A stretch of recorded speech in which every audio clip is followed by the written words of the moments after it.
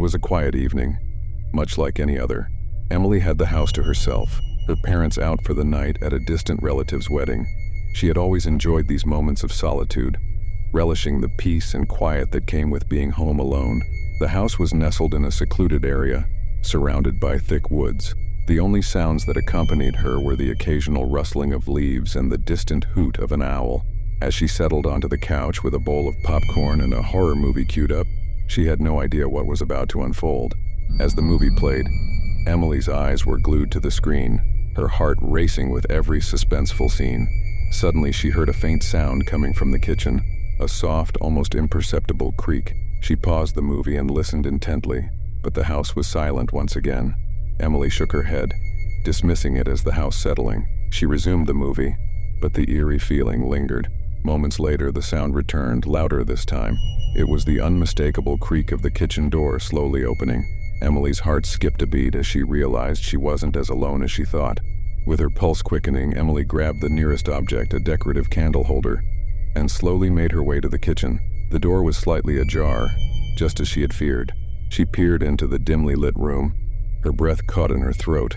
The kitchen was empty, but something felt off, like a presence lingering just out of sight.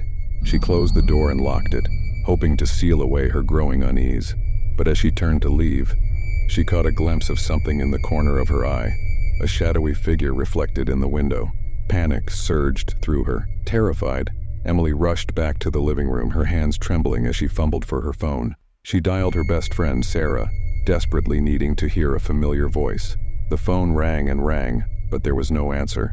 Frustration mixed with fear as she left a shaky voicemail, pleading for Sarah to call her back. Emily tried to convince herself that it was just her imagination playing tricks on her.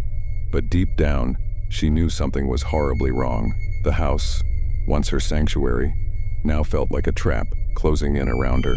And then, her phone buzzed. Relieved, Emily snatched up her phone, expecting it to be Sarah, but the screen showed an unknown number. Hesitant, she opened the message and her blood ran cold. The text simply read, "I'm watching you." She dropped the phone, her mind racing with possibilities. Was this some kind of sick joke? Or was someone really outside, lurking in the shadows, waiting for the perfect moment to strike? Every instinct screamed at her to get out of the house, but fear rooted her to the spot. The windows, the doors, every exit seemed to promise more danger than staying put. Just as Emily was gathering the courage to make a run for it, the power suddenly went out. The house was plunged into complete darkness, and a wave of panic washed over her. She stood frozen in the pitch black, the silence pressing in on her from all sides. The only light came from her phone, but it was dimming fast. She could barely see her own hands, let alone any potential threats.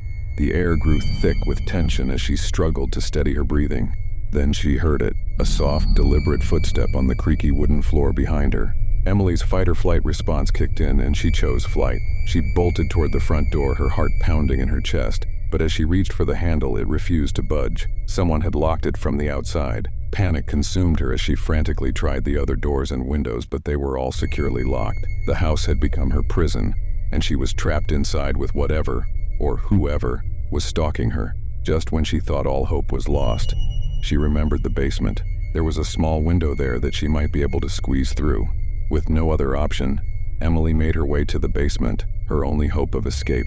The air grew colder as she descended the creaky stairs, every step echoing in the darkness. She reached the window, but as she struggled to open it, a familiar creak echoed from the top of the stairs. Emily whipped around, her heart pounding in her ears.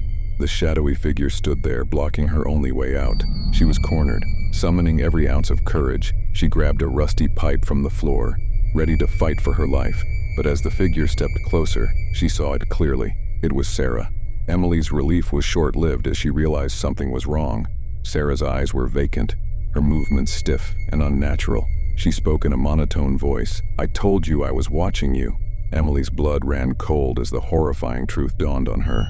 This wasn't Sarah, at least not anymore. Whatever had taken over her friend was something dark, something malevolent. Emily's fear turned to sheer terror as Sarah lunged at her, eyes gleaming with a sinister light. With no other choice, Emily swung the pipe with all her might, a sickening thud echoing through the basement as Sarah crumpled to the floor. The basement was silent, save for Emily's ragged breathing. She stood over Sarah's motionless body, tears streaming down her face as she realized what she had done. But there was no time to grieve. The power flickered back on, and the house seemed to exhale a long-held breath. Emily stumbled out of the basement, still clutching the bloody pipe. She called the police, her voice trembling as she tried to explain what had happened. But even as she recounted the night's events, she couldn't shake the feeling that it wasn't over. As the sirens approached, she knew one thing for sure: she would never be home alone again.